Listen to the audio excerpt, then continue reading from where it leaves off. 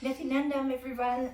Hi, my name's Irina, and I stay in Melbourne now, about 10 k's away from the Kailasa temple.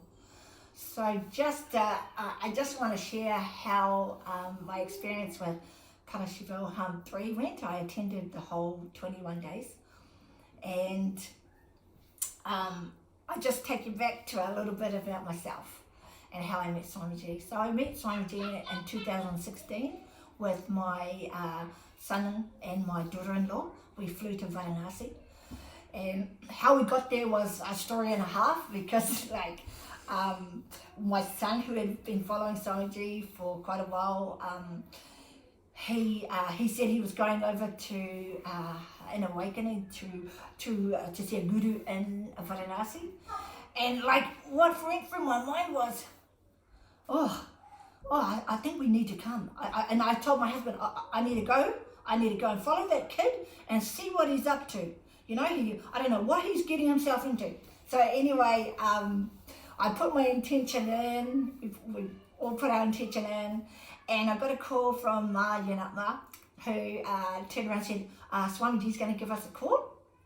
And I was like, oh, Swamiji's going to give us a call. So, and he gave us a call, and he said, Ma, he said, you're coming to Varanasi. And that was it. That was it. And so we put the phone down, and I just went straight to my husband. I said, you need to find the money for us all to go to Varanasi. And we need air flights, we need this, we need that, we need visas. That's how we ended up going to Varanasi. So then moving forward in this time as well, I ended up becoming SJP as well, and I got to attend Parashivoham 3, and very, very, very blessed to also have my family that also attended as well. So that was just fantastic as well. So I want to share how my health has drastically changed and been improved by attending Parashivoham 3. So I don't even know where to start, because there's so many things.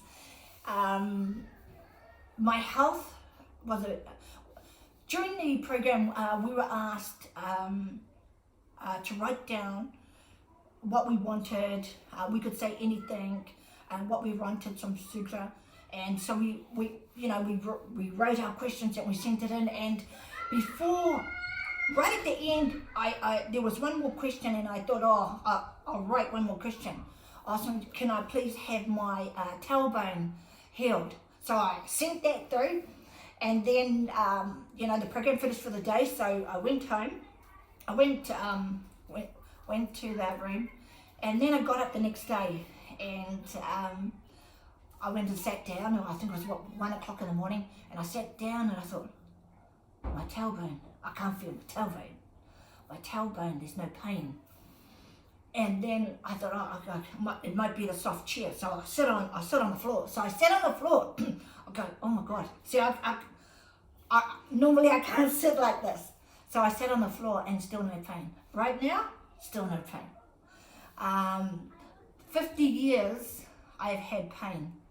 I had an accident when I was 9 years old, and it buckled my tailbone. My mother took me to the doctor, and they told me I had a buckled tailbone, and I would end up with arthritis. As a 9-year-old, I actually thought arthritis was like cancer. So all my life, I basically thought one day I'll end up with cancer. So, and when my family came in, I had to tell them, I said, do you know, I can sit on the floor, I've got no pain. And they couldn't believe, for 50 years I've had that. No, I don't think they understood that I had that pain for 50 years. And I could never take a job that had me sitting on a chair. I could never do any of that. The pain in my tailbone was excruciating. It was really, really bad. To this day, I do not have any pain in my tailbone.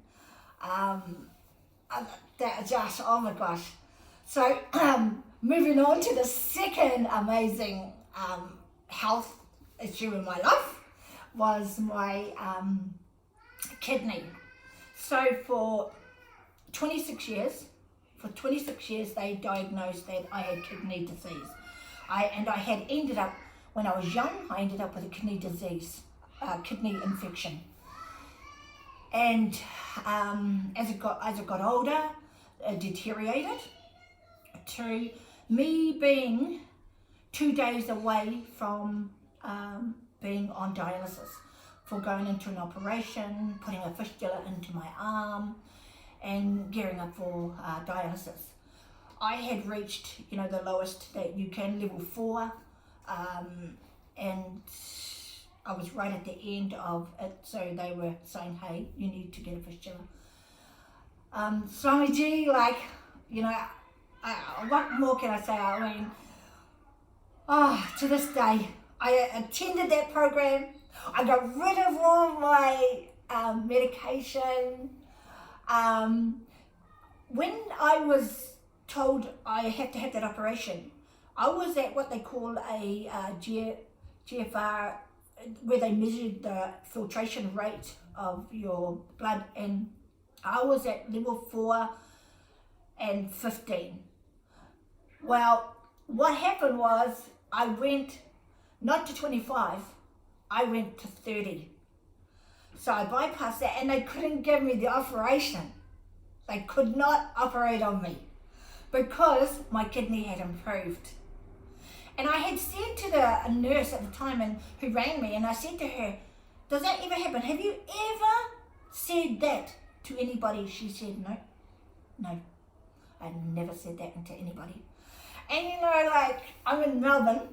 I did a blood test just recently in the last 2 to 3 weeks, and I'm at 30. And so I did this program. I asked Swamiji for my business and my health, and Swamiji came on. He said, Erina Marino, blessings for your health and your business. And I just thought, I don't need it. Why would I need all this medication for? I'm taking all this medication, I get tired, out it went. I just, check it out. I feel great. No amount of money can give me my kidney back. No amount of money can give me my tailbone back. $10 million, you can't pay for a tailbone and you can't pay for a kidney. You can't do that. Parashivoham free.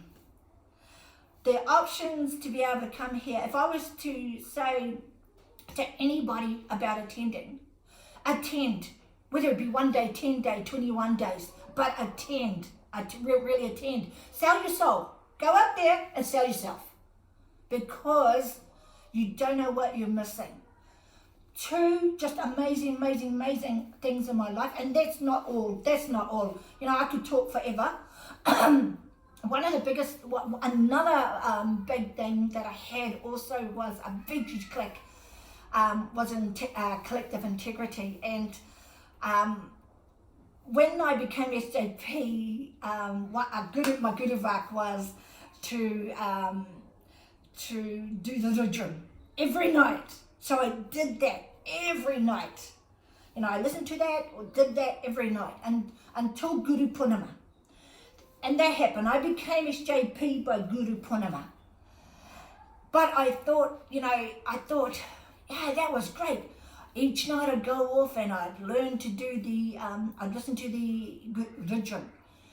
But when I did Parashivoham 3, I understood collective integrity. I understood. See, I have my grandchildren here.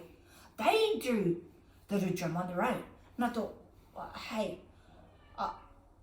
I should really be doing the rudram with them. See, it's really easy to do something on your own. See, it was easy for me to go in the room and do it on my own, or go wherever and do it on my own. But taking responsibility and doing it with others was collective integrity. So I put collective integrity in my own life. And I thought, wow. So when I went to do yoga, pray, it's not about you getting up and doing it on your own, especially when you have other people in the house. Make sure that those other people in the house, up, come, we do it together. Then I understood collective integrity and individual integrity. And that's just not all. That's just not all.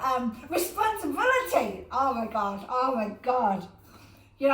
We have a business in Australia, and responsibility. How much responsibility have I always, I put the blame on other people.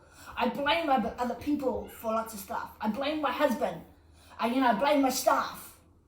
Oh my God, did the penny drop when it was like, responsibility. You're responsible. I'm responsible. I'm responsible for everything. Everything that happens, everything that gets heard, I'm responsible for it. Once I understood responsibility, that means I take the responsibility. Then I went out there and took the responsibility. I no longer blamed my husband. I no longer blamed people in my business. No. It is your responsibility. So, and those are just a few things. Those are just, oh my God, a few things about attending for 21 days. It was just magical. It was magical. It was dynamic. It was mind-blowing. It was just on another level. It was totally on just on another level. Go. You need to attend. No amount, and I say it again, no amount of money could give me my health back. Actually could give me my life back. So, Nityananda, and I'd like to thank, I so would like to thank Supreme Pontiff of Hinduism, His Divine Holiness, Sir Nityananda Paramashivoham. Thank you so much for everything. Nityananda.